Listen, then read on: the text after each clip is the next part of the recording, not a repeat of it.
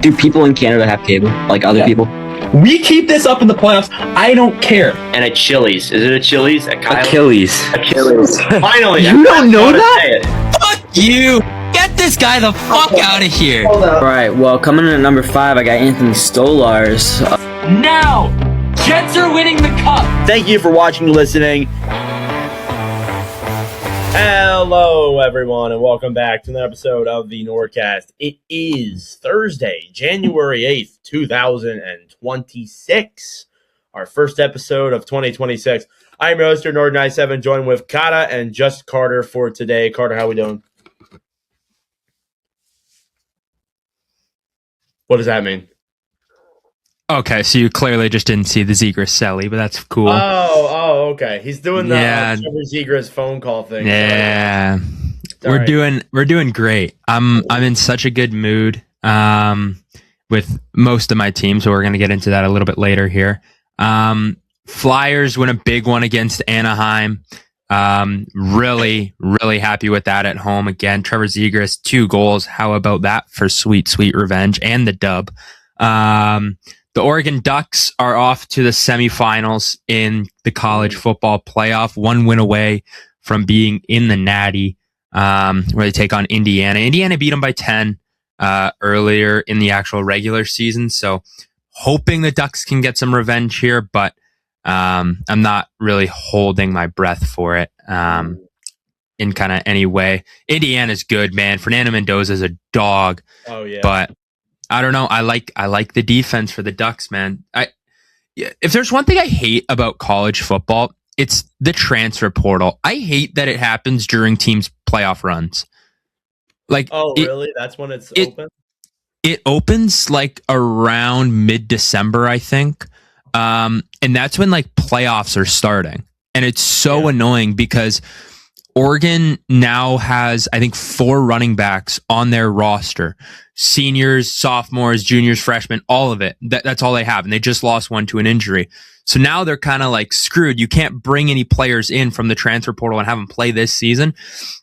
It's really annoying, and it's really unfortunate that that's what happens. But I mean, I guess that's the landscape of college football now, but that really sucks. And then the Birds, the Eagles, they play on Sunday at 4:30 Eastern.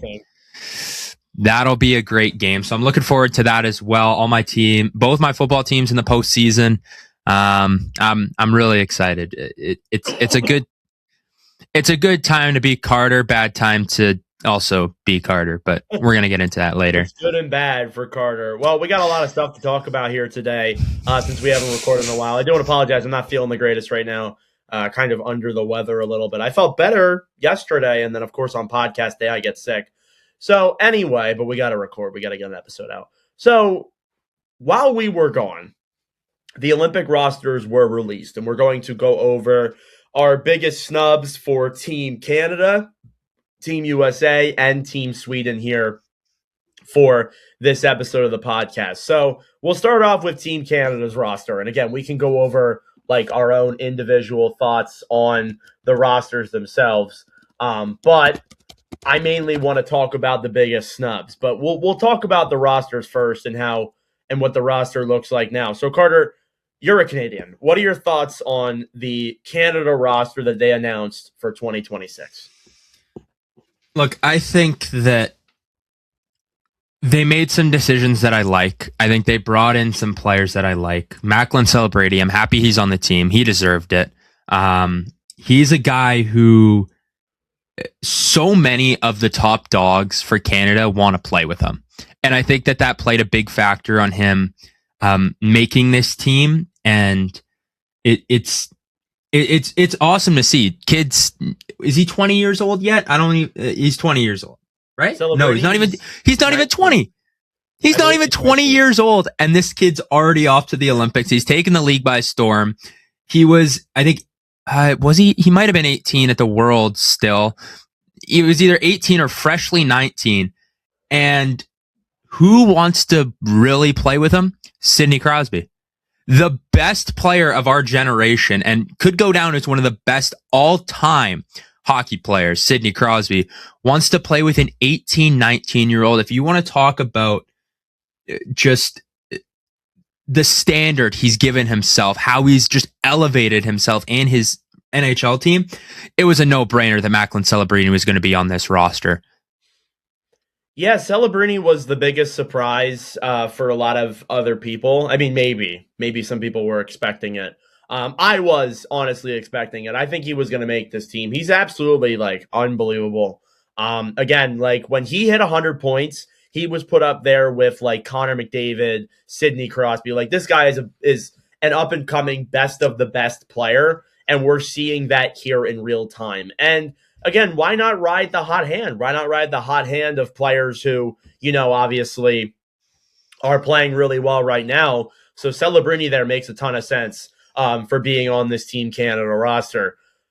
Carter, I got to ask you, when you look at this Team Canada team, what's the biggest snub in your opinion? And whichever one you say, I'll go with the other one that's probably pretty obvious.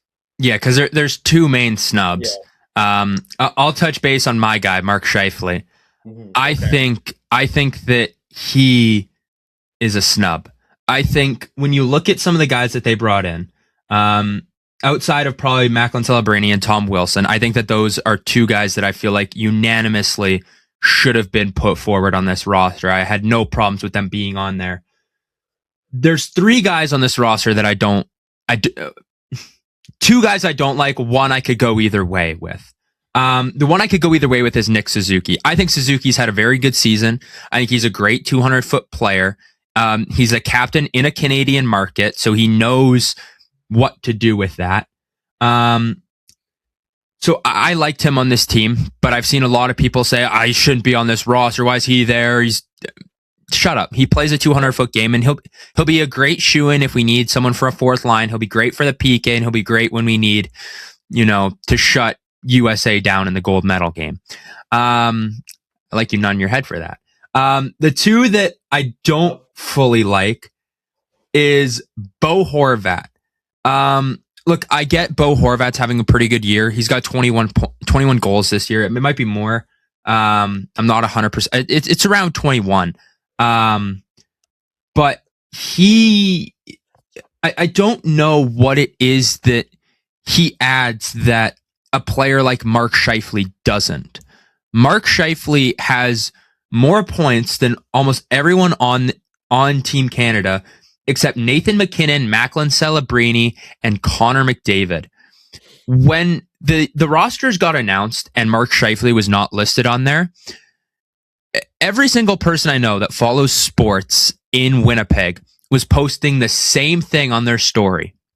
It was a picture. It was a screenshot of the Canada roster with every name except Celebrini, McDavid, and McKinnon crossed off, and the thing said players on Team Canada with more points than Mark Scheifele. There was only 3, and I can get behind. Well, his team sucks. I'm just kidding. I can't get behind that. That is stupid. His team sucks, but he's putting up ridiculous point numbers. His team sucks. He's going to probably finish the season with 100 points. His team sucks. That doesn't work. Well, you know what I'll say to that? I think like his team being bad might make it even better that he's performing at this level. We're going to talk about Winnipeg later and give a State of the Union, but when you look at the Winnipeg Jets, like the reason why they haven't been way worser is because of their top guys. And a lot of those other top guys made the Olympic team. Like Ehlers is on Denmark, Connor is on USA. Ehlers is not on the Jets anymore. Way to open a wound. Holy crap, I'm so sorry. Connor is on USA. Hellebuck is on USA. Ehlers, former Jet, is on Denmark. Holy crap. Morrissey, Team Canada. Shows how out of it I am. But back to my point, when you look at Scheifele, like he's been performing at a great level. We're not taking away, and I don't think you are, we're not taking away from the seasons these guys are having. They're playing awesome. And hey, they get to go out and perform their dream. But for somebody in Mark Scheifele who was there for the Four Nations, right? Was he there he wasn't there with the Four? No, he's been a 2-time snub, and it's very disappointing. Here's my other question. Has he played in the World Championships? I feel like he has. I'll take a quick look. The only problem with that, though, is that he, again, whenever the World Championships are going on, Winnipeg is typically in the playoffs or at least going on some kind of run. Like, for example, last year they went to the second round. I don't know when the Worlds start. I know they start around the Western Conference Finals, but like a lot of this. Sorry, do you have the? He's played in it before, but I don't think he's played since 2017. But that's about the time that the Jets started being good. Yeah. So my thing here is like, I get all these guys are having great seasons, and a lot of it, you know what? I wonder if it's a political thing. I wonder if he didn't go to a certain place or go to the Worlds or do something, and now he's just blacklisted off of the team. I think it's wild how, this guy was a point per game in the playoffs last year, played phenomenal even when his father passed away. He's having a great season with Winnipeg. Like, I don't get that one. That wasn't the guy I was going down, but that is the guy who was a big snub. Anything else to add? Yeah. So he hasn't been in the World Championship since 2016-17. The Jets have made the playoffs every year except once in that time span, and it was 21-22, which was the shortened COVID year, right? Or am I thinking of that's next year? That was the year before. Or no, that was the it was the second bubble year. That was still a weird season. I get the point you're trying to get across. Yeah. It was like a weird year. Yeah, but anyways, he's been in the playoffs every year, and I mean, I guess they've only really made it past the first round twice, but still. Yeah, he was a guy who I really thought should have made this team over guys like that. And back to my thing with Bo Horvat is you look at the difference between Scheifele and Horvat. There's not a big difference. There's not a reason that Horvat should be there over him. You want defensive? Mark Scheifele can play that. You want PK? Mark Scheifele can play that. You want power play? Mark Scheifele can play that. I don't see the reason why you're taking Bo Horvat over Mark Scheifele when Mark Scheifele's performed at a much better rate than what Bo Horvat has. So I don't want to take anything away from Bo Horvat. He's a great player. He's having a great season. I just think Scheifele should have been there over him. And then the last guy that I don't know why he's on this roster, Anthony Cirelli. I get going to bat for your guy, John Cooper, but you left Sam Bennett off this team. You left Connor Bedard off this team. You left Mark Scheifele off this team. There's probably about 5 other guys I could probably name that I would probably rather have than Anthony Cirelli this season. And I don't like that, but it's his guy. I get it, but we have 3 Tampa Bay players on the roster. We don't need that.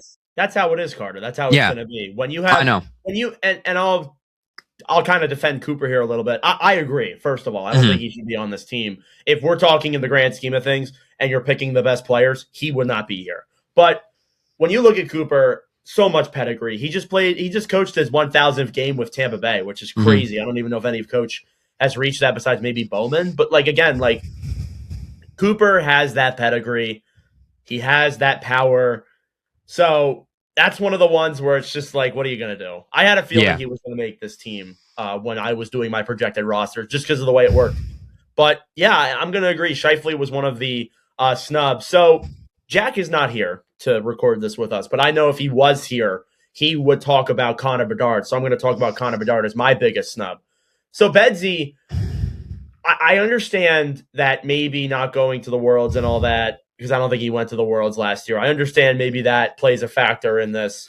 And obviously you want to go with other players who have more experience, but then you look at Macklin Celebrini, who's literally a year younger than Bedard in the same shoes. It's just like, what?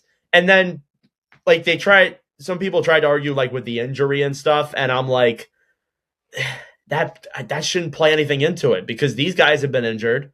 Braden Point is having a horrible year. Bedard has more points than Point. He has more points than Cirelli. Bedard has had an incredible season. And the fact that he's been left off this roster, I think, is a little bit ridiculous, especially with Celebrini making the team. If Celebrini didn't make it, then it was all right, maybe they're going with the older veterans. And I guess I still don't agree with it, but I guess it makes sense. I don't understand why Bedard's not on this team. Can you fill in if you have any idea as to why? Yeah, I don't get it. I think when you look at Connor Bedard and you look at what's been around him kind of throughout the start of his career, he came into Chicago, who was fresh off deciding they needed a rebuild, and they had nothing for him. Like they literally had nothing. We've had And this so discussion that got so him many times. Yeah. Oh, so many times. Like this is probably like you could go back to any episode with the mention of Connor Bedard, and I'm going to bring up the exact same points because it's it's the truth. They had nothing for him, so he got nothing. And then everyone started talking about him in this. Oh, he's not a winner. He's not game changing, right? He's not generational, right? And then he goes on the next year, and it's the same thing. He has nothing around him. He's not generational. All this and that. And then this year rolls around and he shows the generational flashes. He's got 19 goals in 31 games. Impressive stuff. He's got 25 assists, 44 points. Is that 30 penalty minutes? Ooh. Dude's a fighter. Goon. Guy's a goon. Anyways, but he has line mates with him that play to his style, that play to his game, where he doesn't have to be the one that's getting fed all the time. He can feed it to other guys. And he played in the World Championships 2 years ago, and he had 8 points in 10 games, right, with Team Canada. And you gotta just give the guy skill, and he will perform. That's what he does. This guy is a winner. I'm looking at his elite prospects. You look at this guy's highlights. If you want, you could flash a thing on the screen right now on his elite prospects. You look, it's almost full. It's medals, player of the year, top prospect, all this other stuff. Hundreds of IAHF, World Junior Championship All-Stars. Like, look at that. And you want to tell me you don't want this guy in a winner-take-all tournament? Not a chance. I'm taking this guy. He's performed when you give him the right tools, and he's a winner. This guy wins. It's crazy. No, that's it. Here's my thing with it. You look at Bedard and you compare him to Celebrini. Celebrini has guys around him. Like Celebrini had Will Smith. Celebrini had Eklund. Their line last year was Eklund to Foley. I know it's been kind of meshed around a little bit. He's been playing with Smith and all that from the games that I've streamed. But again, that's not my point. He has guys. And Bedard really, even this year, really doesn't have much of anybody. I mean, he's been on a line with Bertuzzi, I believe, and I think Burakovsky or Teravainen. I'm not 100% sure because I'm not streaming every game. But, like, Bedard, you can't tell me that Will Smith having Eklund and Smith and Toffoli is worse than Bertuzzi and Teravainen. And by the way, Bertuzzi's had a great year, but Bedard being on his line, Bertuzzi's nearly a point per game. He's on pace to have, like, and again, I know I'm a broken record throughout this whole entire podcast, but like he's on pace to have like 60, 70 points. He's been phenomenal for Chicago alongside Connor Bedard. And again, it kind of even goes to the argument more like, are they on this team? Are they not on this team because their team's bad? Like that's the more and more I think about this, the more and more I think it's what it is. Because like all the other players, notice how those guys are great and they're playing super well. And Chicago and Winnipeg are both not so good. So these guys suddenly don't make it for some reason. And here's the other thing. Connor Bedard, like with Chicago, has been incredible this year. And when Bedard left the Blackhawks, when his injury happened, the Blackhawks were just outside of a playoff spot. We are now a few weeks later. They are at the bottom of the league. Like, that should tell you the value that this guy brings. And again, I agree with you. Like, not bringing him here in a winner-take-all tournament is just ridiculous to me, honestly. Yeah, like, you want to talk about guys who perform when they got the Maple Leaf in front of them? Look at his World Junior Championship, U20, his draft year. You look at that. This guy wins, man. He does, and he does it at the highest level. I mean, it's ridiculous that he's not on this roster. And man, it is just I don't even want to say it's embarrassing, but like going back to like Scheifele, the gap between him and fifth, which is Nino Niederreiter, to Mark Scheifele, is 33 points, and Scheifele has one more game. The difference between Bedard and Bertuzzi right now, or we could even go Bedard to Teravainen, who's in second, And keep in mind, Connor Bedard has 10 less games than Teuvo Teravainen. It's a 24-point difference. And he hasn't played in 10 games. Like, I don't get it. Why are they not on this team? Now, listen, I understand there's so many other great players that made this roster. Bo Horvat's had a phenomenal year. He's a more experienced veteran. Sorelli plays for Tampa Bay. Tom Wilson, I think we knew it was going to be on this team. I'm fine with Wilson. I think he deserves it. I think he does. Yeah. I'm fine with Wilson being there. But, man, I mean, like, again, I'm going to say this, and it's going to sound very kind of cliche, and you're going to be like, no duh, Nordic. If they win, it doesn't matter. I think there was a lot of snubs on the Four Nations team last year. I think the biggest guy we highlighted in that episode after was Scheifele. Most likely, I don't really remember. But, like, if they win, it doesn't matter. And when Canada won the Four Nations, we were not talking about how Scheifele wasn't on this team. But when Team USA lost, we were talking about why is Kyle Connor scratched? Why didn't Jason Robertson make this team? Maybe if you had that offense, you would have been able to win. So, again, if they win, it all doesn't matter. They win gold, it's fine. But if they don't win gold, then these discussions are going to pop up again here. So, I rest my case. I got 3 names for you, Carter. I'm gonna say them, and you tell me whether or not you think they should have been on this team. Sam Bennett. Yeah. You think he should have been on this team? I think having him and Tom Wilson together, whether you put one in or the other on a game or put them together on a line, I think that would wreak some havoc, and I think that would create no space for every other team. I'm going to pull a Jack here and give you 2 players with one answer. Mackenzie Blackwood and or Scott Wedgwood. The goalies are tough. I will give that to you. The goalies are tough. I'm trying to remember. Hang on, let me look at the I was a little bit surprised that one of them didn't make it because with the seasons they're having, and again, I know Colorado's a really good team, but like the goalies, we've seen it firsthand. They played awesome. Yeah. I'm a little bit surprised that one of them at least didn't make it. I was a little bit shocked by that. Yeah, I agree with that. I think one of them could have made it, but I mean, Kemper's been good too. He's been very solid for LA, and LA hasn't been very good in front of him. It's like the same thing with Jordan Binnington, right? Like Binnington's having a bad year, but he won it for us last year, and on top of that, St. Louis has not been playing good in front of him. I don't know. It's I don't know. I could go with it over Kemper, but I wouldn't take both. Definitely not.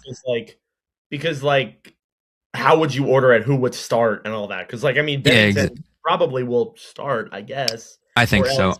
But it depends. So does it really matter if he's there and he's the third string? Like, does it really matter? No, it doesn't. I mean, I was hearing Biz on the last Spit and Chicklets. He brought up a pretty good point. He said Team Canada should start Logan Thompson and light a fire under Jordan Binnington because this guy plays off of emotion.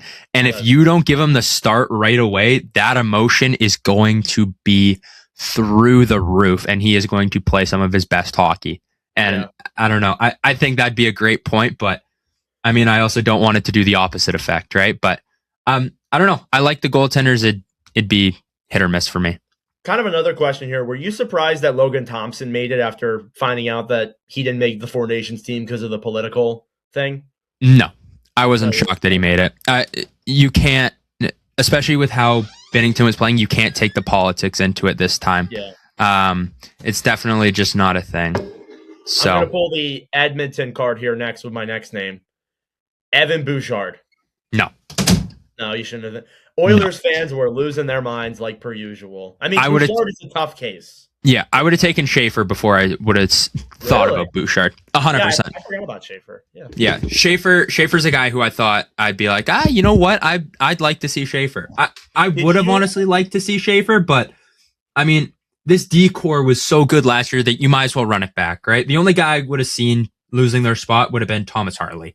Yeah, I mean, I disagree with that. I think Harley was phenomenal. No. Just based off of his year. Okay. Just based off his year. I loved him last year, 100%, and I don't think that I want to take this year too heavily into my thing. Sometimes especially with defensemen. With defensemen, it's hard because sometimes you have great years where you put up a lot of points as a D-man. Sometimes you don't. So Yeah. I was gonna ask you something. Oh, did you see Doug Armstrong's press conference on Matthew Schaefer and how he like gave Schaefer a lot of like credit? He's like, yeah, what he's doing is unbelievable. He's been playing phenomenal. Did you see that press conference? I did. That was that during the that was like the full press conference for the reveal, right? Yeah, that was the revealing. Yeah, we got a lot of tidbits from that. Yeah, we did. I think when we get to 2030, he will be on that team. Oh, 100%. Unless if something changes, obviously. Like I think they will find a way to get him on that team because that guy is like literally putting the Islanders on his back. Like him, Bo Horvat, and that's probably part of the reason why Horvat made the team. And Sorokin have been absolutely carrying that roster. He is box office. When next time the Islanders are in Winnipeg, I will be going because he's going to be sick to watch. There's so many guys that have been just box office for me this year. There's been a lot of great players this year. Any more thoughts on Canada or any other snubs you have? I genuinely don't think I have very many snubs that were like obvious to me. It was really just kind of the three. Overall, how happy are you with this roster? I'm happy with it. We won last year, and I think we kept a lot of the same guys, which is nice. Yeah, I don't know. I'm happy with it. I feel bad for Jarvie. I feel bad for Seth Jarvis. I wish that there was room for him, but that was another guy that we left off of as well. I forgot about Jarvis. All right, Team USA. So there's two notable snubs that I know one of us is going to talk about here. I want to go first because I have a vendetta here the NHL has a vendetta against this one player. I don't know why they don't like this guy. Maybe it's because of the eye test and maybe he's not that great overall, or maybe it's because of the one mistake that he made in the Four Nations final. Adam Fox, how is he not on this team? You are telling me you're going to go with Noah Hannafin over Adam Fox? You are telling me, and I get why Brock Faber's on this team, but you're going to go with him over Adam Fox? Are you kidding me? So here's the interesting part with this. Obviously, the Team USA have their coaching staff announced. Mike Sullivan is the head coach. David Quinn is the assistant coach. Both of them are with the Rangers right now. Chris Drury is a part of management and was in the room, as far as I know, to make this team, to create this team. How on earth did Adam Fox not make this team with all these Rangers voices here on this roster? I don't understand. And we've talked about this before when we were doing our consensus list back in the summer about how, like, the NHL just hates this guy. NHL Network ranks him so low on their lists. He doesn't make Team USA. Why? Is it maybe, like, again, he's great defensively. He's got great offensive stats. You look at, like, his J-Fresh card, he looks phenomenal. Again, I understand that maybe he's not the greatest at points and does make some mistakes, and I understand that, but every player makes mistakes. The guys they put on this roster have made mistakes before. Like, I don't understand why Adam Fox isn't on this team. I think it's ridiculous. Yeah, I agree. And I mean, one thing that I will say is we talked about John Cooper going to bat for his players. Yeah. And I think he's the only Tampa guy that's on, like, the coaching staff or management, right? I can tell you that in a second. Just give me a moment. Okay. Well, maybe there's another one. However, with that being said,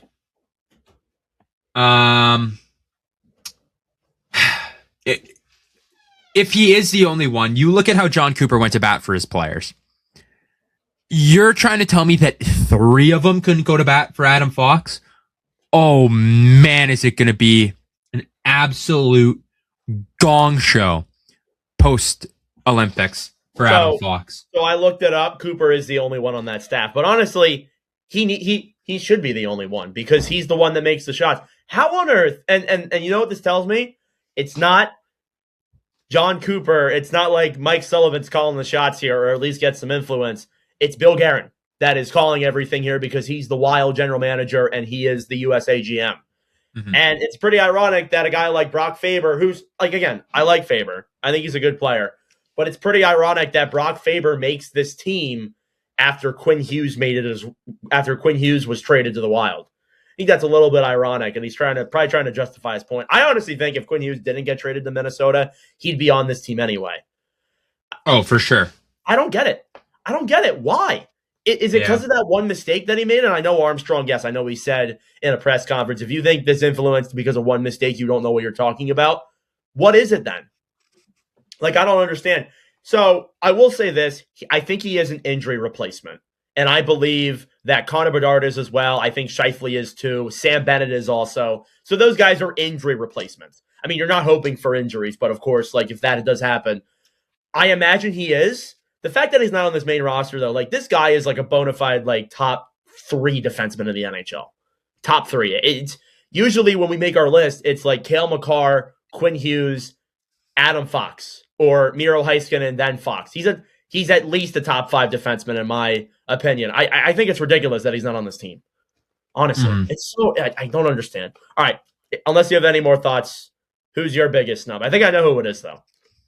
Yeah, I think you probably do. Jason Robertson. There you go. Yeah. I mean, leads Americans in points. Not on the team. Yep. I don't know. A little bit strange, if you ask me. Now, man, I don't. Man, I don't get it. Like, I don't get it either. Why? I've heard rumblings, and I don't know how true this is, but this was also on Chicklets. They were doing their roster breakdowns, and they were talking about Jason Robertson. It was either Army or Merles, one of the two of them. But they were talking about the USA, Team USA, how sometimes they can hold a grudge. Jason Robertson. Does that too, though. Sorry to interrupt. I feel like Canada can do that too, though. Yeah, but I mean, mainly, I'm not disagreeing with mainly we only see that with like World Juniors, and that's because our last coaches were terrible. But Jason Robertson did not go to the USNDP, and instead went to the OHL. Does that have something to do with it? I don't know. I don't understand that though. If I don't either, but if that's the case, you should be like, that should not be a reason. Like these kinds of politics and other politics in sports should not be there. You want to take a guy who has 52 points in 43 games. Yeah. Shout out Jason Robertson for having such a great year. Shout out to him. But it is embarrassing that he is not on this team. Embarrassing. Yeah, so like I look at this roster, and there's a couple guys on here who like I understand why they made it here because they're Rangers influence, like JT Miller, Vincent Trocheck. Okay, that goes to my other point. Why is Fox not here? Anyway, you're telling me that Vincent Trocheck makes this team over Robertson. I don't get it. I truly don't get it. You know who's on this staff too? You know who's on this staff? Who was actually no, never mind. I'm thinking of Pete DeBoer on Canada. Never mind. He's not on the staff. Anyway, kind of going off topic, but like I think it's ridiculous that like he doesn't make this roster, but all those other guys do. So there's the Rangers influence. Obviously, that's where that went to, as opposed to getting Fox on this team. Like I think I look at Trocheck and Miller, and like again, I don't want to take anything away from any of these guys. They are all great players. Like this is a good roster they put together overall. They're great players. The leading point scorer is Robertson of all these guys, of almost all these guys. How? I don't understand. How does he not make this team? Just the delusion is unreal from Bill Guavin and just this whole I don't get it. I don't get it. And again, the Rangers guys being here, like I guess I understand why, but like going with the role players is not the way to go in these tournaments. I'm going to go back to the World Juniors starter. Canada did a lot of that last year. And you know how it turned out for them last year? I won't let you have to talk about it. I know you're going to get pissed off at me, but they lost in the quarterfinals and they just won the tournament. Yes, I know, Carter. I know you don't want to hear that. But like you look at how this team has been playing, and you look at how Robertson's been. How do you not put him on this team? And I get the role players. Oh, yeah. That doesn't always work for you. You better hope that works. And in a thing like the Olympics, for me, you got to go with the best players. going with the role players is not the way to go. When it's IIHF rules, you got to go with the best players. When it's the 4 nations, I guess I can understand, but I don't get how Robertson's not on this roster. Anyway, any more thoughts on Team USA? Anything like that? Any other snubs that you were surprised that didn't make this team? For USA, I feel like there was one more that I'm probably thinking of, but I can't. No, I am shocked that. I mean, they do have a lot of goal scoring, but I really want to know how close Cole Caulfield was to making this team. That's one guy that I don't think that he's a snub. I think that he was definite. I could have seen it either way. I do want to know how close he was to making that team because I think he put up a very interesting case this year. I feel like this. Every time I think of Cole Caulfield, I feel like the size always has an impact on it.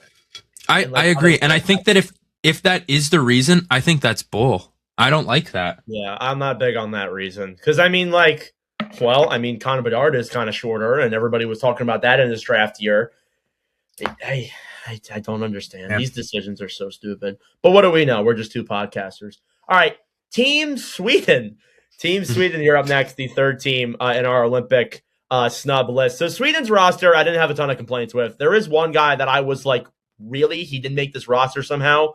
I'll let you go first again, though. Who was your snub for Team USA in your eyes?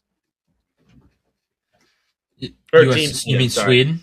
Sorry. My snub for Team Sweden was a guy from the Sharks. When I saw the Sharks logo, I think Bartner had a great tweet about this. When he saw the Sharks logo and he saw Alexander Wenberg, him being shocked, I was the exact same way.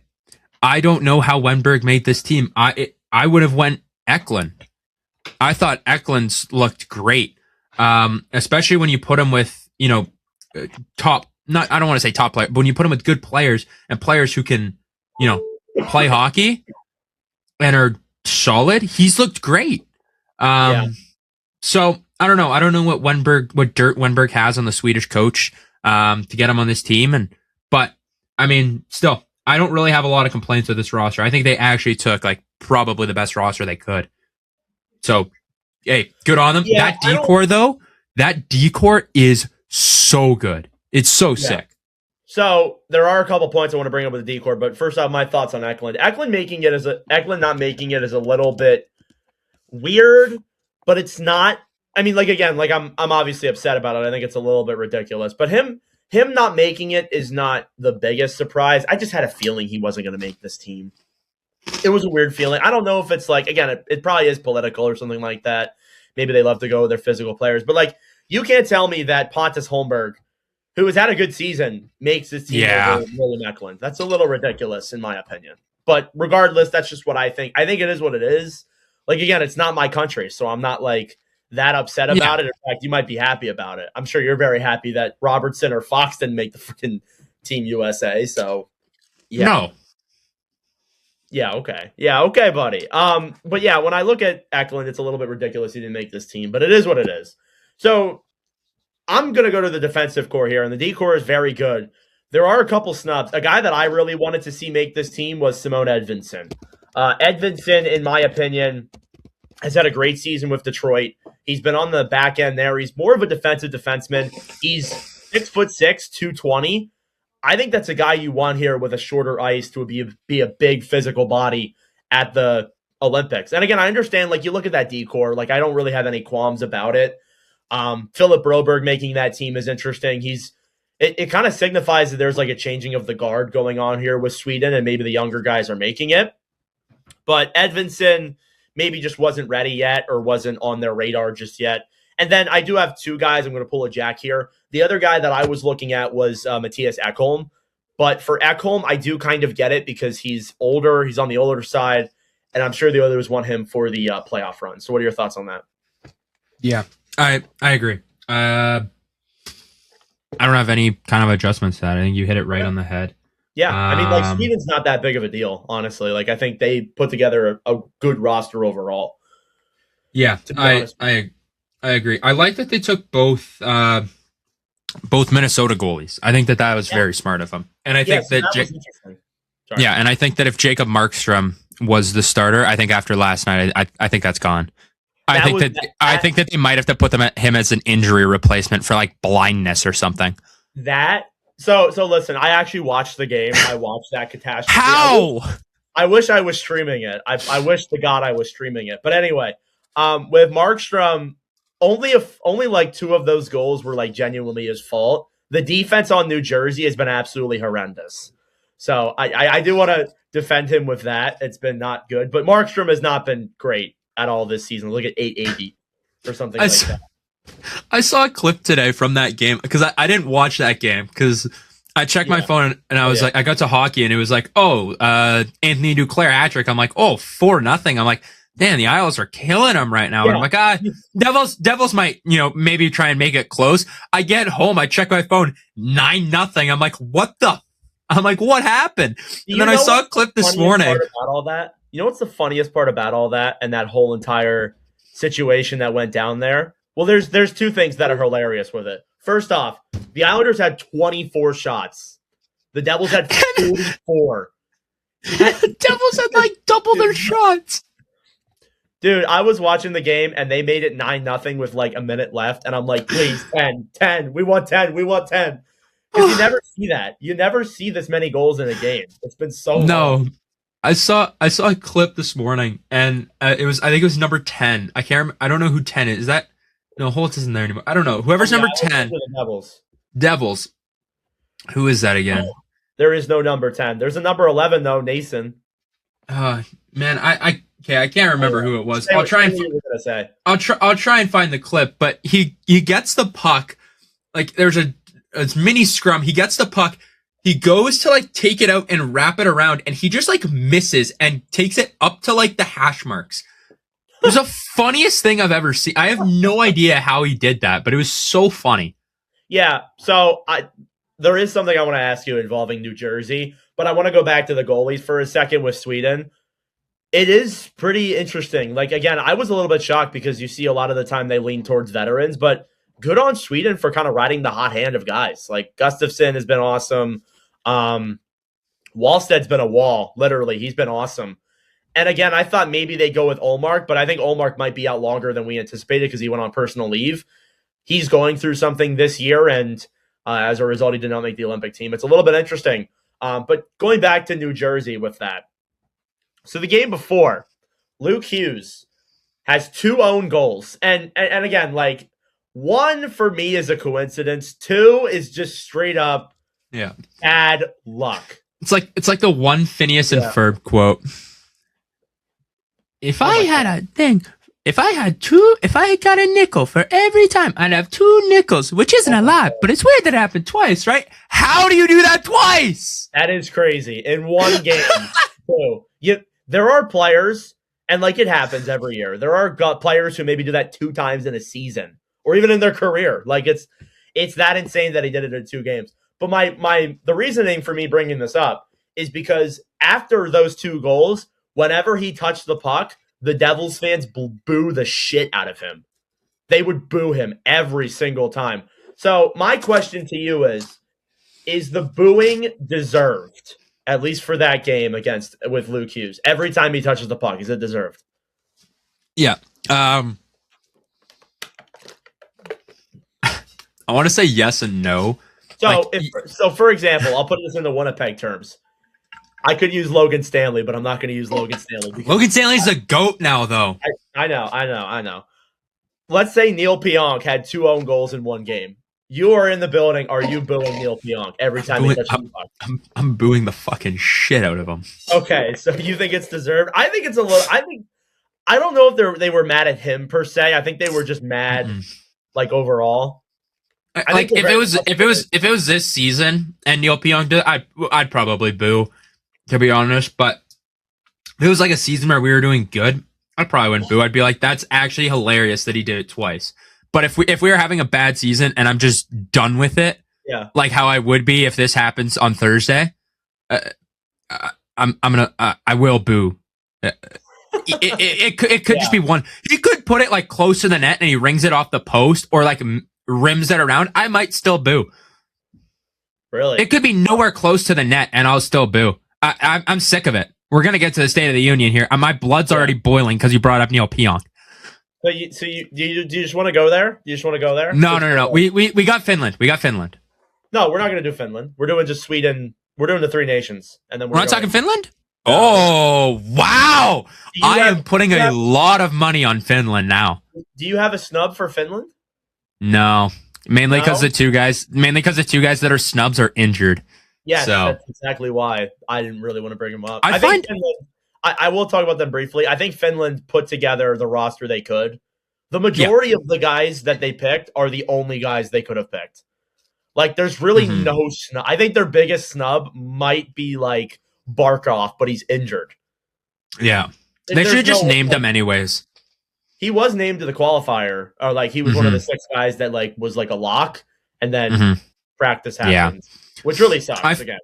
I find it weird, or not weird. I find it crazy that there's not 8 Finnish defensemen in the NHL. So there is 8. Oh, is there? Okay.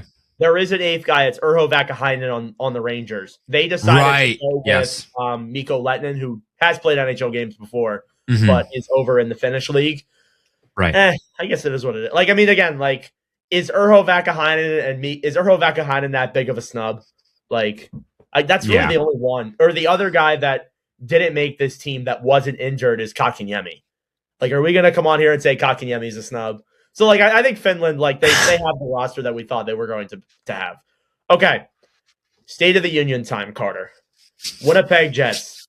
I know this is going to be a clip farm for me. I'm going to have a great time editing this video later. But Winnipeg Jets, State of the Union. The Jets currently find themselves in a pretty rough spot, if I do say so myself. Last place in the NHL, 15-21-5, 35 points.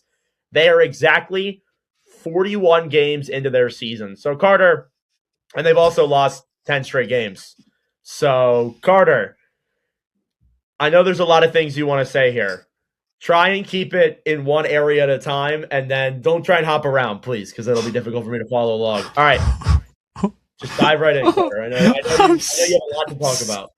I'm so mad. Oh, my gosh. Okay. Let's start off with something that I wish I would have said in the offseason. If you remember in the offseason, I talked about Toronto and how I thought the loss of Mitch Marner was going to be a huge deal for them. Right? I said I think that they're going to lose a lot of speed. They're going to lose one of their best passers, and they're going to lose a game changer. And I think this could affect Matthews too, right? And I had this whole thing about the loss of Marner being a big thing. I wish I would have taken those goggles and put them on when analyzing the Winnipeg Jets. I did not understand this magnitude of what Nikolai Ehlers is to this club. And I want to apologize to Nikolai Ehlers. I do too, because I said he was still on the Jets. Sorry. Yeah. But I mean, look, there's so many things that I want to talk about. And Nikolai Ehlers being gone sucks. I'm very upset about that. I'm gonna go to a tweet that I liked today. Hang on. Before you go on, would you say if Ehlers was still here, would the Jets be far more better than what they are right now? 100%. 100%. I think that losing the secondary scoring was something that I wish I would have called sooner. Yeah, and he was mainly like the guy on the secondary scoring, because like you look at the top guys, it's obviously Scheifele and Connor, and then I would argue maybe Morrissey's up there in the top guys as well. And then the secondary guys were like Perfetti, Velarde had a really great year last year, Neil Pionk had a great year last year, and then Ehlers. Ehlers was like your biggest guy, and maybe even you considered him one of your top players. I think you probably did, because he's a top player. Mm-hmm. So continue. Okay. That's everything I wanted to touch base on with Nikolai Ehlers. Here is something that I would also really like to talk about. the usage of young players for the Winnipeg Jets. Yeah, I was going to go down this road if you weren't going down it. Nordic, I'm going down every road possible. I will take U-turns. I will speed. I will do everything. But we are touching base on everything Winnipeg Jets here. Okay. Brad Lambert. He scored his first career goal November 1st. Do you want to remind the people what the date is? It is January 8th when this uploads. Okay. So we are 2 months and a week out from his first career goal. He still has the same amount of goals as Jonathan Taves and Vladislav Nemesnikov. By the way, he requested a trade during that time, too.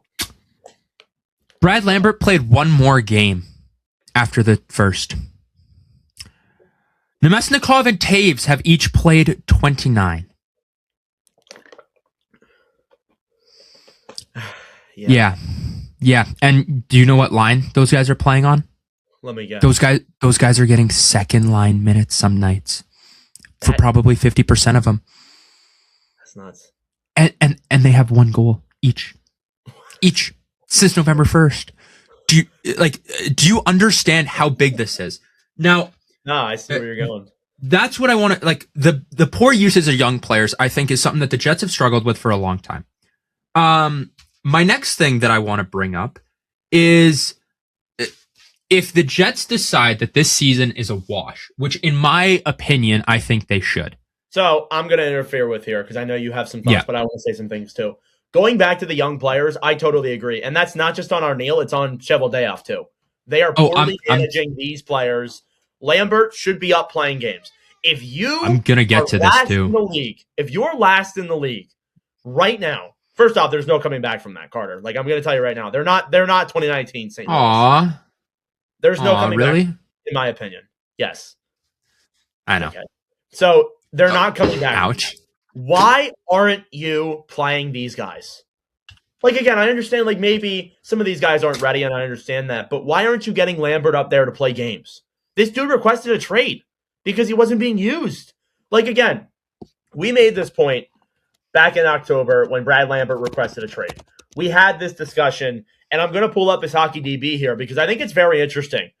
Lambert, I'll show it on the screen here really quick. So Brad Lambert, in his career with Winnipeg, you look at this.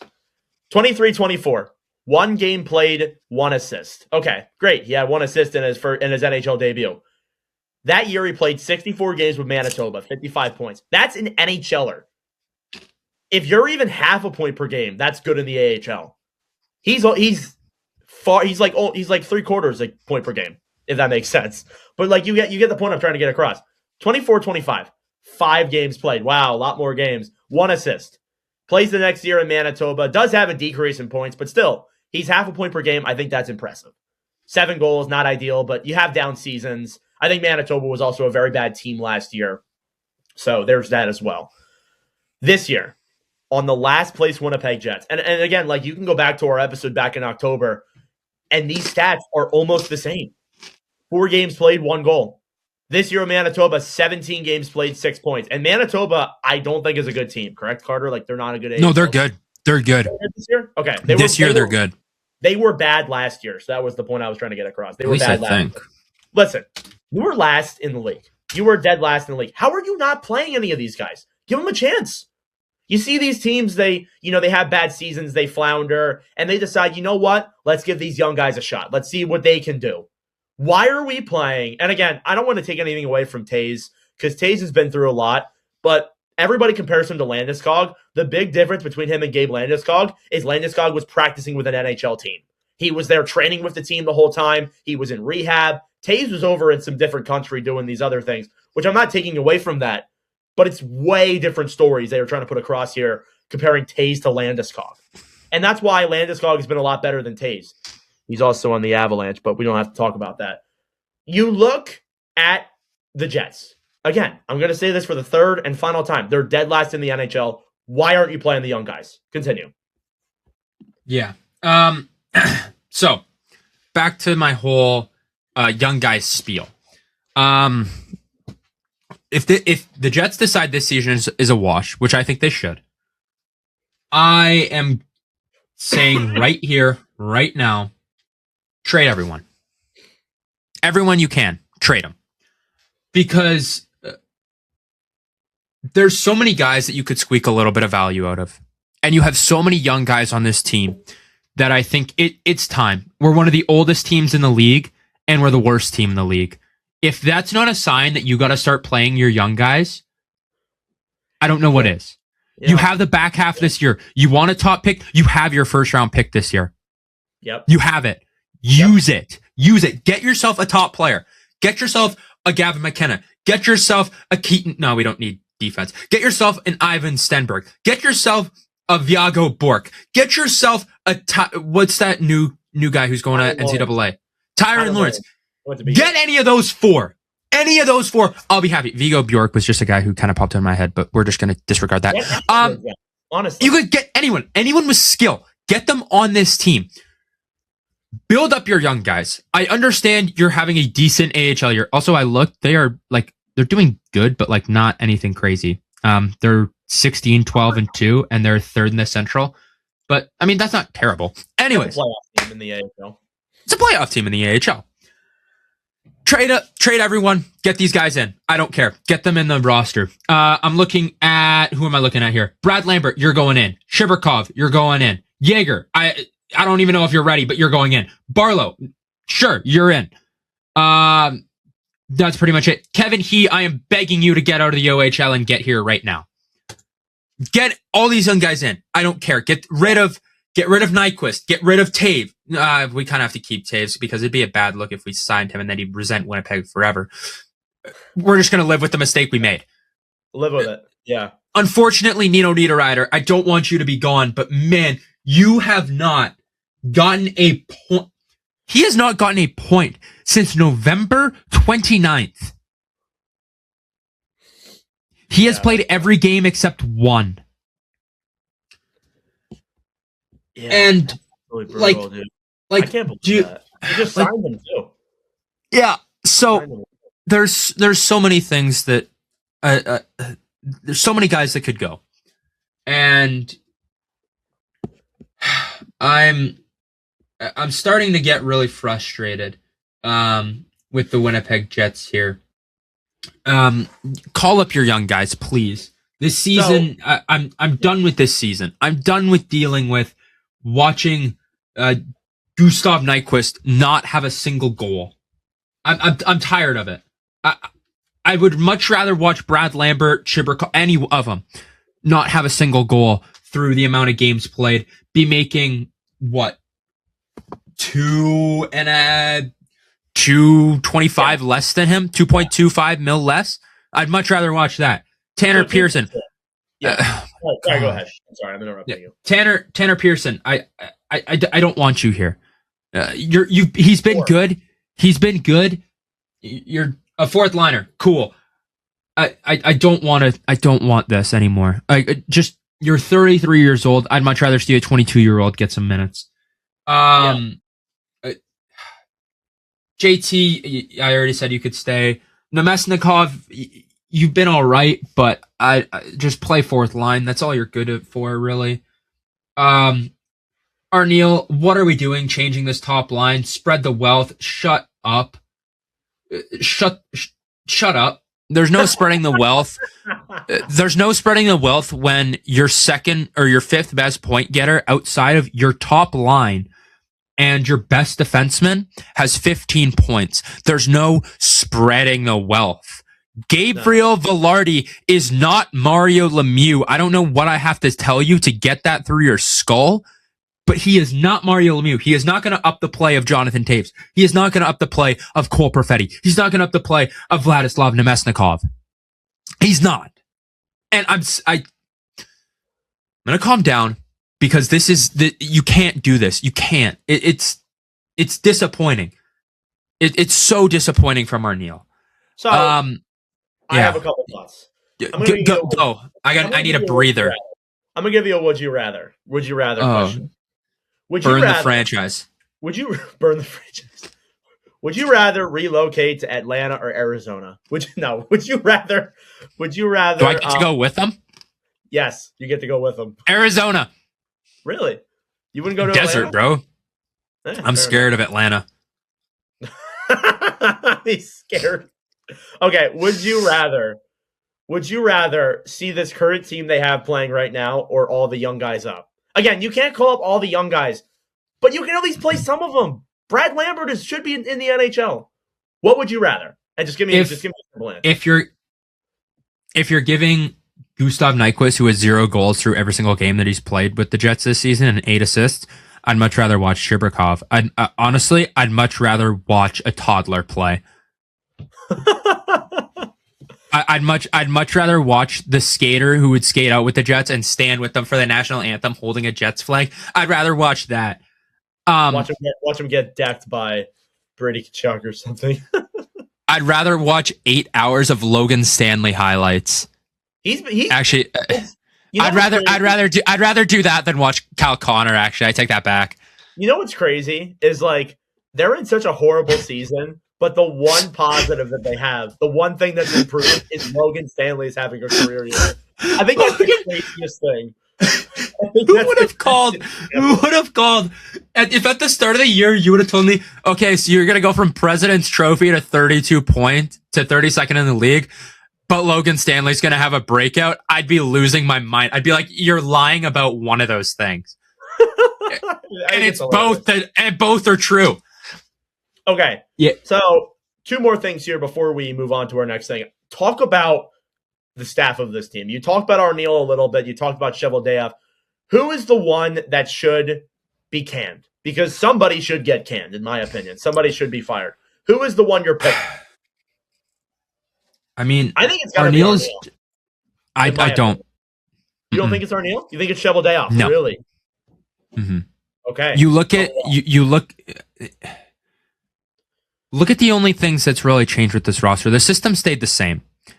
And when you don't get secondary scoring, when you lose a guy like Nikolai Ehlers and you replace him with the ghost of Jonathan Taves, Gustav Nyquist, and Tanner Pearson, you're pretty much asking to like lose. When you lose a guy like Mason Appleton, who's a third line scorer, and you don't, or fourth line even, I don't know, whatever you want to play him at, you kind of need to keep him. So again, I know you're talking about Arniel here, but I do have a report from David Pagnotta about Winnipeg. So Carter, get ready for this. I'm going to read the tweet. As I reported earlier today, Luke Schenn is open to a trade to a contender. Fairly early in the process, but something to keep tabs on between now and the trade deadline. So we're about to get a first round pick. So my question to you, my next question was about what you do at the deadline. Who would you move? And now that you see Luke Schenn moving here, like I think that signifies that this Jets team is starting to just sell off all their guys. I think they're considering the season a loss, and they're just going to sell off as many guys as they can. Which I think is the right move when you're 32nd in the NHL. 100%. Yep, I agree. Okay, guys, Schen's gone. Let's just say how it is. I guess you could maybe try and send off Colin Miller. He's going to get some minutes now. It's difficult because of the guys that you want to move off are the guys that, like, I don't think anybody's going to want. Yeah. Maybe somebody wants Gustav Nyquist. He got a second-round pick last year from Minnesota. So it's like... Yeah. And I mean, it might just be people are going to look at it as being like, oh, he's on the worst team, right? But he's got 8 assists. So there's that. Delusional. That's fine with me. Yeah. Tanner Pearson, I think, gone. Nemesnikov, as much as I don't want him to be, I think he could end up being gone because I think he'd be good enough to play in someone's like 3C role. Everyone's looking for centers, and Nemesnikov's played center. He played at second line last year when the Jets were pretty good. So he'd be a guy that would probably gain some interest, and I wouldn't be shocked if we got like more than a second round pick for him, because it's a tight market. Everyone needs centers. Niederreiter's a guy who I think it would suck to see him go, but he's a guy that I could probably see gone. That's pretty much it. I think the rest of the guys are probably pretty set in stone. Yeah, sorry, go ahead. I was going to say maybe Iafallo, but I don't think so. I don't think the Jets will move him. The problem is there's a lot of guys on this team that like you would trade away, but they're on longer term deals. That's the problem. Or they like just signed. Yeah, or they just signed. That's the other issue with it too. So again, I think I know what your answer is going to be here, but do you look at it? Do you look at trading somebody big, or are you just chalking up the season as a loss and you'll reevaluate for next year? I don't know who would classify as big. Like Cole Perfetti, expiring deal. Are you trading? Oh no. He'd gain us something back, but I wouldn't want to do that, especially if we start bringing up young guys next year. Because I think that Perfetti with some young guys would play a lot better. He's not going to perform well with Jonathan Taves when he's used to Nemesnikov and Ehlers. Yeah, I agree. I keep thinking of things to ask you. I want to go back to like just their drafting. A lot of the time, and I know you want to let go of Cheveldayoff. I understand that. I know Cheveldayoff is the one at fault here, probably. It's difficult to manage a team when you are the Winnipeg Jets, and I know you've heard that many times before. You're annoyed about hearing it, I'm sure.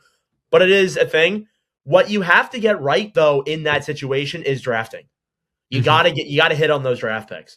And I think Cheveldayoff, when you look at the on paper, like guys they picked up, I think he's done a good job. Again, McGroarty is a whole separate situation. He didn't want to be here. It's Cutter Gauthier 2.0, whatever. Just move on from him. It is what it is. It happens. You got Braden Yeager here.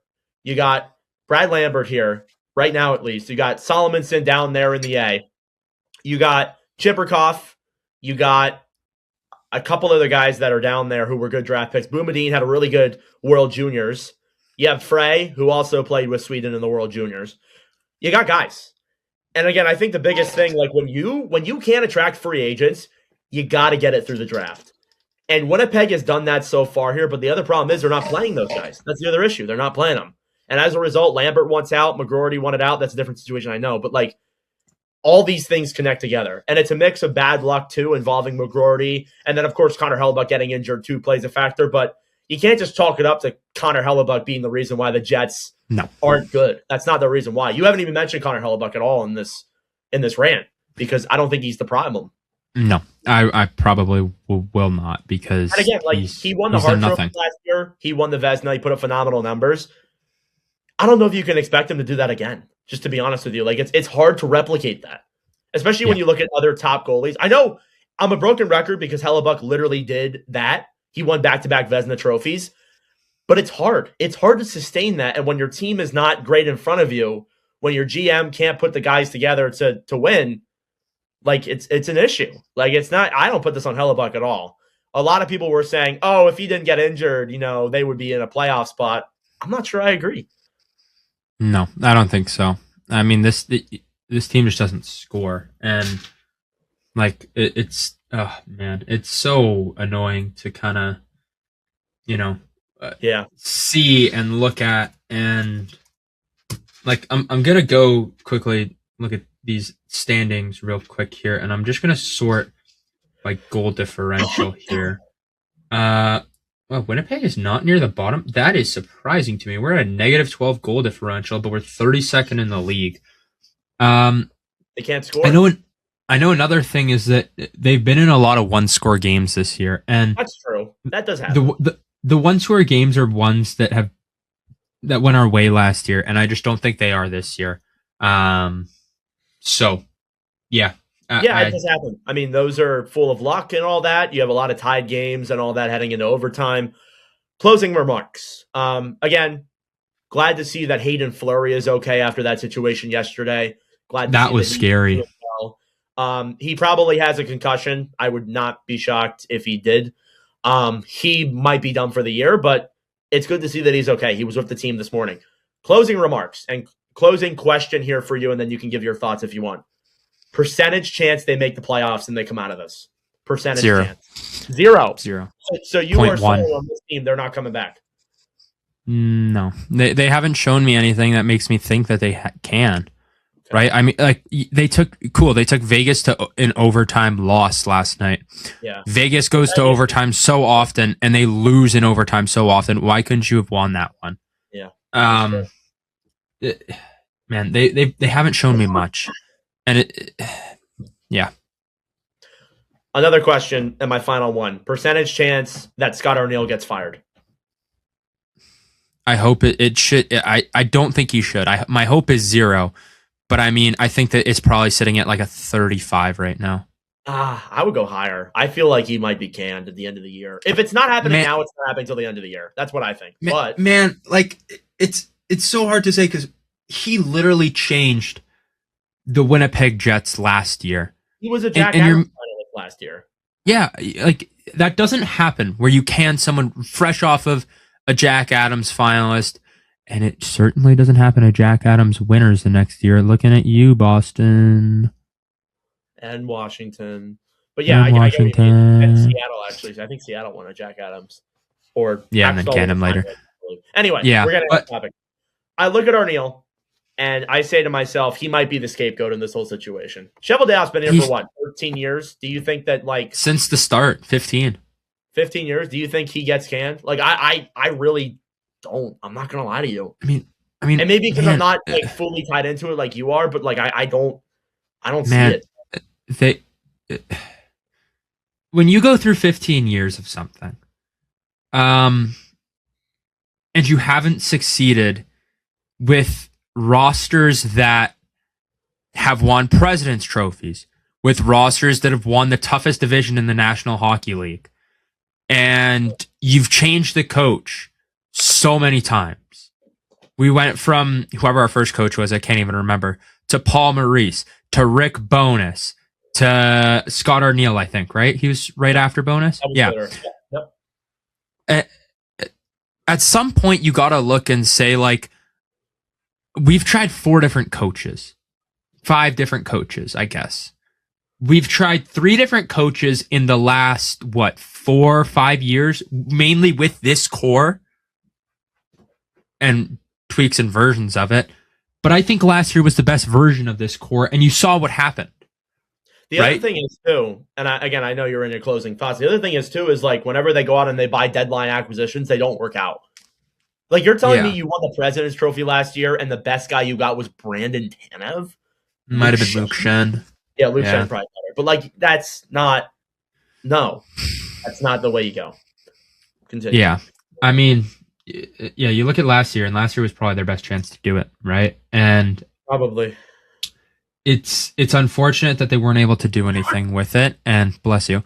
Thank you. And I mean, with everything that happens, you lose a star player in Nikolai Ehlers, a guy on your second line who's a great scorer, and the GM didn't replace him well enough.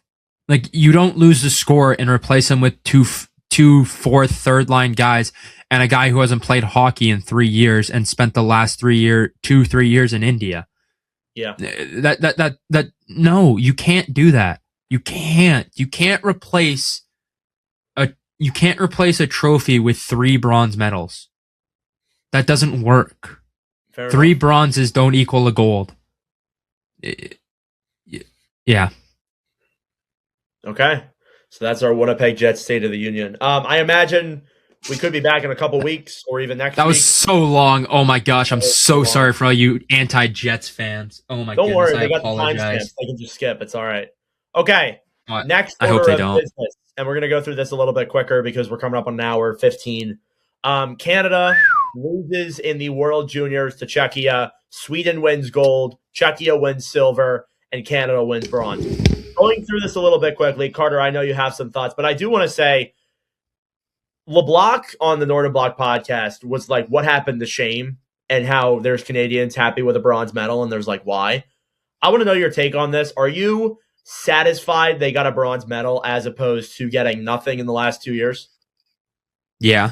Look, Canada has gone from world junior greatness to, over the last 2 years, the laughing stock of the World Juniors as being this top team that ended up choking it to Czechia, that ended up losing to Latvia, that ended up choking it to Czechia as well in the playoffs. And then they started off by almost choking to Latvia again. And you look at all those narratives that came into it. You look at all the noise that was around Canada, and you look at all the noise in the first game. It was, you're going up against a team that's taken you out 3 times. It could have been very easy for Canada to have just healed over and died, and they didn't. They ended up kind of doing that in the tournament in like the actual bracket. Yeah. But when you look at all the narratives and everything that was talked about, it looked like a step in the right direction.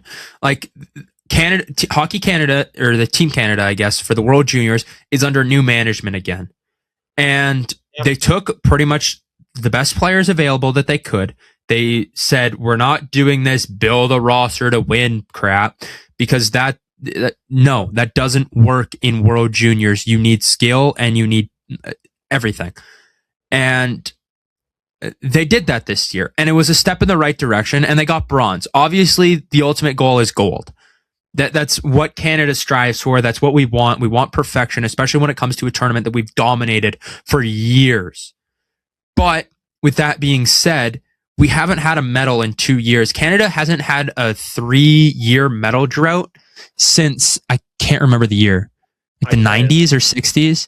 It's definitely been a long time, like 20 years. Yeah.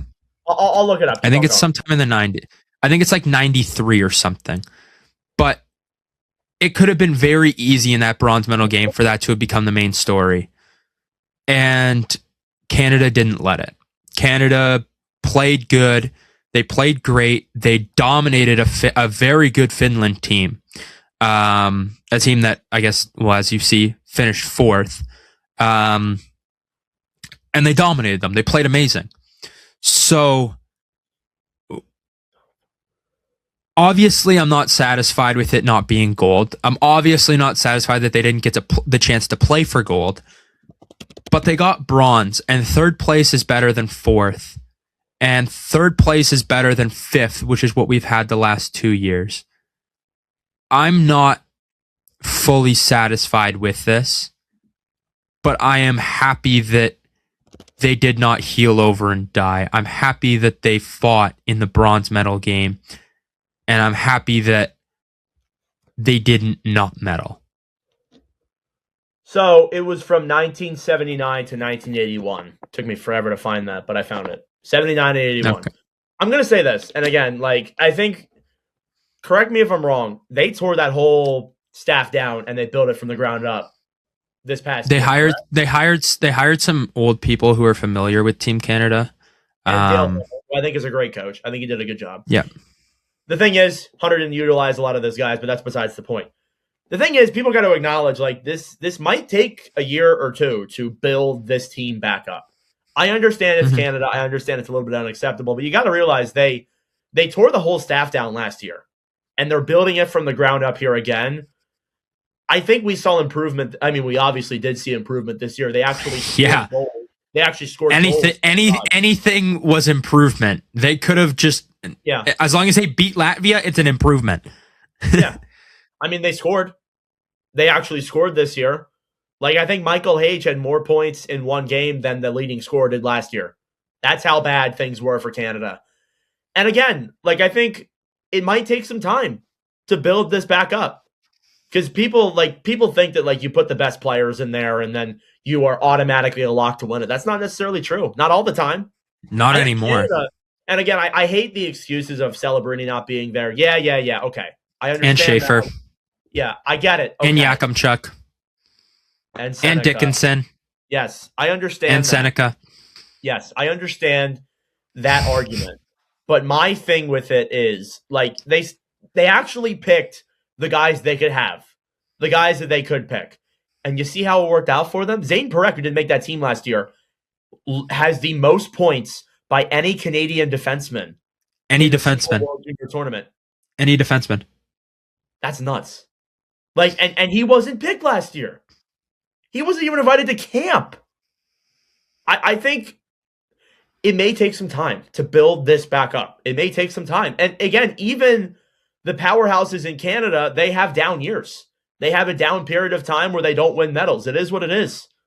It happens. It is a little bit shocking. And I think, again, like, Canadians should look at this and also be disappointed they didn't get to the goal, but they should also be happy that they're making progress now. And maybe you don't really believe that, but I think that's the way it is. I also think, too, in that semifinal game, they really let the Czechs get under their skin. and it caused a lot of penalties that should not have been penalties in my eyes. The Misa covering the puck. The Gavin McKenna one was really stupid. Like I don't get what he was doing. That was a dumb play. That was a dumb play. He didn't have to do that. I know that the IHF takes goalie interference very seriously, but there was so many times where the defenseman pushed the player into the goalie, and like not even just. I think two of them were on Canada. There was one on Czechia. In, like, the last minute that people were really upset about. That one I did not like. I thought that one was a bad call. The one on the Czechia player, I think in the second period, he got pushed from like the side and then got pushed from the other side and then fell forward onto the goalie. Like that makes sense because he's not getting pushed from behind into him. He's getting pushed from the sides. He falls on him. That one I can get behind. I can't remember the first one that was on Canada. There were some that were like blatant, like, yeah, I agree with that. There were some that were controversial, but that's just the way the IIHF is. They take it very seriously. So I guess I understand that from that remark. And again, like penalties, in my opinion, I don't think they influenced the entire game. Like, I mean, again, that penalty was not ideal at the end, but it happens. Yeah. It happens to teams. I forget what I was trying to go down. But like, again, like I think you're seeing the improvement. And what we saw when Czechia played Sweden is Sweden did not let the Czechs get under their skin. And they corralled the puck. They got shooting chances. And as a result, Sweden won gold. That's why they won gold. Canada, it felt like they also had like a big ego too. And I'm not trying to dump on the Canadians. I know my U.S. team did not go far. And we can talk about that all you want. But I look at the Canadians, and I thought they had a big ego where it was like, we're going to win. We cannot be stopped. And I think and I said this in the MVP, and it's a clip that's going viral right now on the network. You can have ego, but you got to manage it. You got to be like, we are the team, we can win, but also manage that ego as well and not be sore losers, not take stupid penalties. That's the way I see it. But again, I look at Canada, I think it's improvement. You can't deny that whatsoever. Hage was up there, McKenna was up there, Perek was up there. It's improvement. There's no denying that whatsoever. I think they probably win gold next year, but again, you never know. But again, it's those little things that you do have to look at here and change heading into this next tournament. So, I mean, again, like if you have any other thoughts on Canada, but I can talk about the United States a little bit because I do have some thoughts on them. I don't think I have much. I would like to say I was a little disappointed. Yeah, I agree with it, but I also think that with Canada's ego, I don't think they should have walked into it with an ego at all. Mainly because you have not proven jack the last 2 years. That's true. You've proven nothing. You've proven absolutely nothing. So I don't like that that's what they did. I don't like it at all. But I mean, if that's what happens, that's what happens. And I think that there's a lot of bright spots for Canada. Keaton Verhoff looked great. I think that tournament really helped his draft stock. He looked great coming in. Carlo, whatever it is. He looked good. He looked great too. Him and Verhoff together as a D pairing was very nice. If a team's able to end up getting both of those guys, I think that they'd be a great D pairing for the future. Gavin McKenna looked solid. I obviously was not expecting Connor Bedard type numbers. I expected a little bit more out of him. I expected him to kind of take Canada by just grab him and hold him. We'll go down but he kind of. Sorry. Actually, no. Go ahead. Why do I keep interrupting you? Sorry. Sorry. Is your thing on Gavin McKenna? Yes.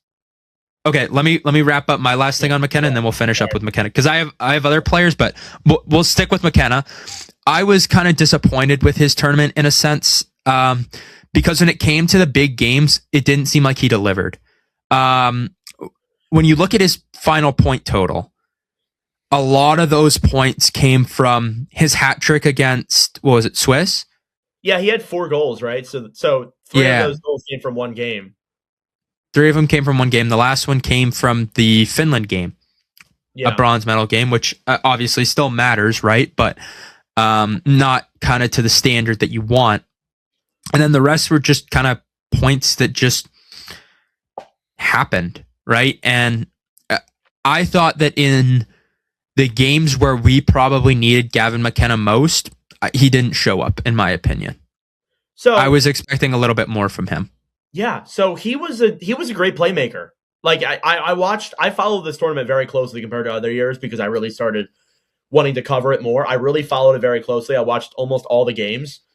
Gavin McKenna, my thing with him is that he looked good on paper, put up the numbers. And again, Cam Robinson put out a tweet. I'll see if I can go find it while you talk with your next point. I think he's ranked 4th amongst all Canadian drafted players in points in a single World Junior. Bedard being number 1, of course, with 23. But Shocker. The thing is with McKenna, and we compared him to Bedard and Celebrini, we said this guy might be better than those guys. We said that this guy may be better. The thing is with McKenna is that he didn't take over the games in the way that Bedard did. Celebrini, like that didn't last long. I thought he was good in the tournament. They were bad. That was a bad team. Like that team that Celebrini was with, horrible. But he wasn't taking over the game like Connor Bedard was. And again, this was a guy that we've been saying since he was 15. And again, I understand there's a lot of pressure on him. We were saying he was going to be better than Bedard. But in this tournament, he put up points, but he really didn't take over the game like a lot of people envisioned him to. So my question to you is like, and again, this is a whole draft discussion. I was going to talk about this in the next episode, but we might as well talk about it now. Do you view Gavin McKenna as a generational talent still? Yeah. You do? I still do.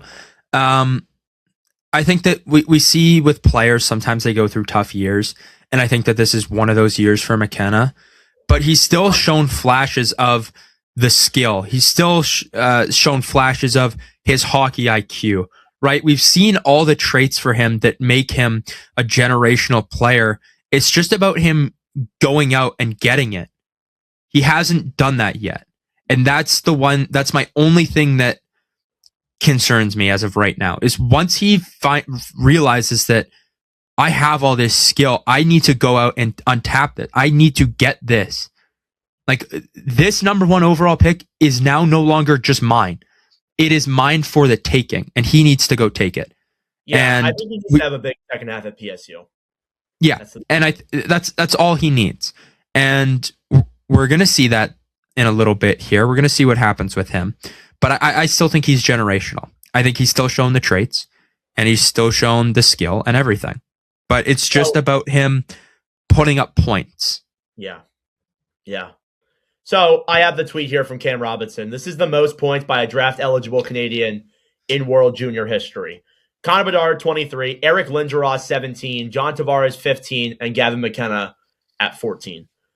We can talk all day about but the fact remains McKenna produced an extremely high rate at this year's event. So, again, he's 4th amongst all drafted players. And I will say this, one tournament doesn't define a player either. No. One tournament does not define a player. Come on. Really? I will say this, though.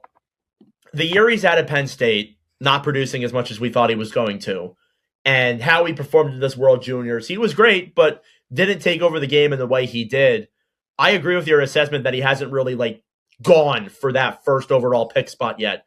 And again, reading the tweet that was below that comment, I'll pull up the screen here again. I think it's a pretty good assessment of McKenna, comparing him to Ivar Stenberg. I don't think people are doubting his ability and playmaking. They are comparing him to someone like a Stenberg who has a complete 200-foot game and is more NHL ready. And McKenna is a stud, and so is Stenberg. So do you agree with that sentiment? Yeah.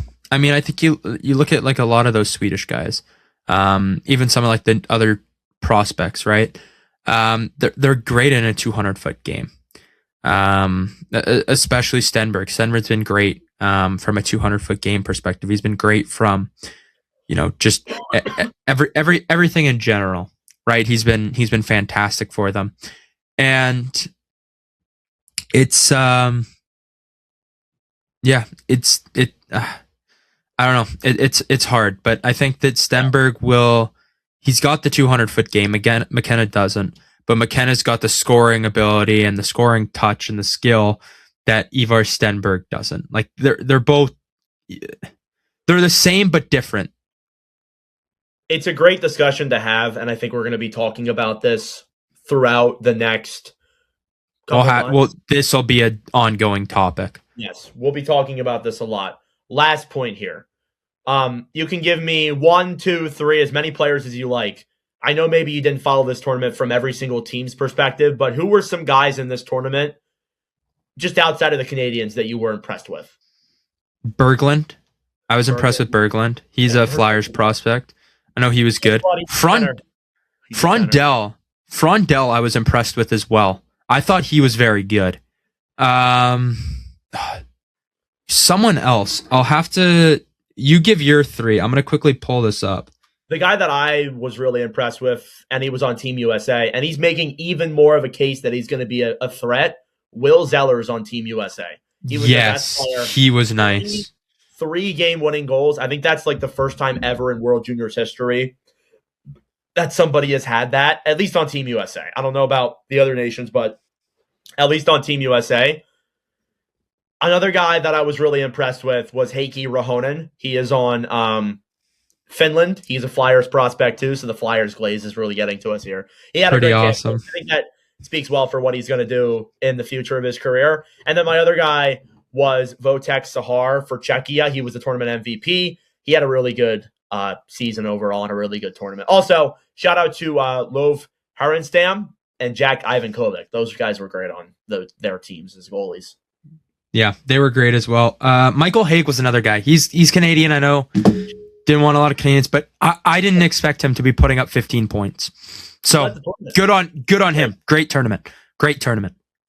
Yeah. Okay. So that'll pretty much do it here for this episode of the NordCast. One more thing that I'm going to throw in here at the end. Right before we started recording, the 2027 Winter Classic was announced. The Utah Mammoth and the Colorado Avalanche. What do you think? Wow. I love it. I love it. That'll be. Where is it? So excited. It's in Utah, I believe. So I think we knew. Oh, that'll be great. I think we knew they were going to get one at some point. Especially soon. Why can't I forget the name of the arena? Or stadium? God. Give me a second. All right, hang on. Let me go find. I forget the name. I should have this pulled up. But I love it. I think it's awesome. Okay. 2027 Winter Classic at the Reese Eccles Stadium on the campus of the University of Utah. So I'm pulling up the arena here real quick. Look at that. Look at that. Look at that. That's great.